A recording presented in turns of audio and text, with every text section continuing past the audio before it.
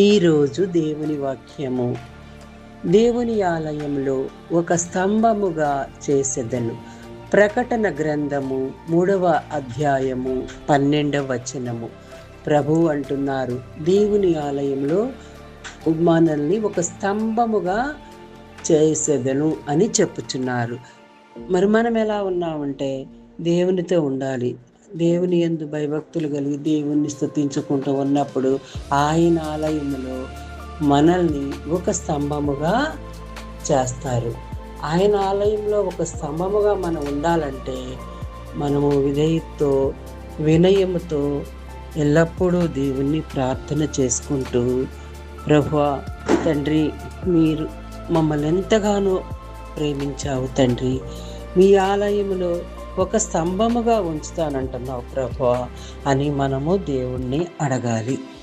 ఈ మే నెల 17వ తారీఖు ఉదయకాలమందు ఈ శ్రేష్టమైన సమయాన్ని దేవుడు మనకి వాక్యం ద్వారా మాట్లాడుతున్నాడు.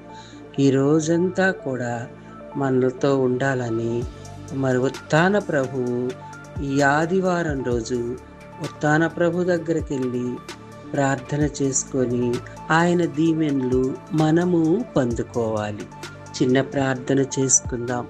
మహోన్నతుడా, మహాగణుడా, సర్వశక్తిమంతుడా, సర్వోన్నతుడా, తండ్రి, కుమార, పరిశుద్ధాత్మ దేవ, త్రియేక దేవ, మీకు వందనాలు చెల్లించుకుంటున్నాం ప్రభువా. రాత్రంతయు మీ రెక్కల కింద కాసి దాసి కాపాడినందుకు మీకు వందనాలు ప్రభువా. ఈ ఉదయకాలమందు ఈ శ్రేష్టమైన వాక్యాన్ని మాకు దయచేసినందుకు మీకు వందనాలు ప్రభువా. తండ్రి, ఏ కుటుంబంలో ఏ సమస్యలు ఉన్నాయో తీర్చండి ప్రభువా. తండ్రి, ఎండ ఏడికి తట్టుకోలేకపోవచ్చున్నాం ప్రభువా. తండ్రి, చల్లపరచండి ప్రభువా.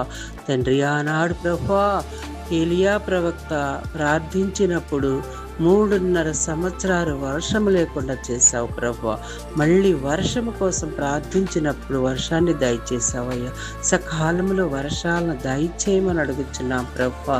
శక్తులు, అంధకార శక్తులు, దుష్టాత్మ, దురాత్మలు పారదోలండి ప్రభువా. ప్రతి ఒక్క కుటుంబము శాంతి సమాధానంతో ఉండే కృపను దయచేయమని అడుగుచున్నాం ప్రభువా. సంతానము లేని బిడ్డలకు సంతానము దయచేయండి అయ్యా. వివాహము కోసం ఎదురు చూస్తున్న బిడ్డలకు వివాహము జరిగించండి ప్రభువా. తండ్రి, నాయన పనులు లేక తండ్రి ఎంతో ఇబ్బంది పడుతున్న వారికి సహాయము చేయండి ప్రభువా. వ్యాధిగ్రస్తుల కోసం ప్రార్థన చేస్తున్నాం ప్రభువా. చెప్పుకోలేని వ్యాధులు ప్రభువా స్వస్థపరచమని అడుగుచున్నాం ప్రభువా. తండ్రి, నాయన నా ఈ చిన్న ప్రార్థన ఆలకించమని, ఈ రోజంతా కూడా మమ్మల్ని కాసి కాపాడి మా కుటుంబాలను దీవించి ఆశీర్వదించమని నా చిన్న ప్రార్థన ఆలకించమని ప్రేమగల యేసుక్రీస్తు పరిశుద్ధ నామములో అడిగి వేడుకొనుచున్నాము తండ్రి. ఆమెన్.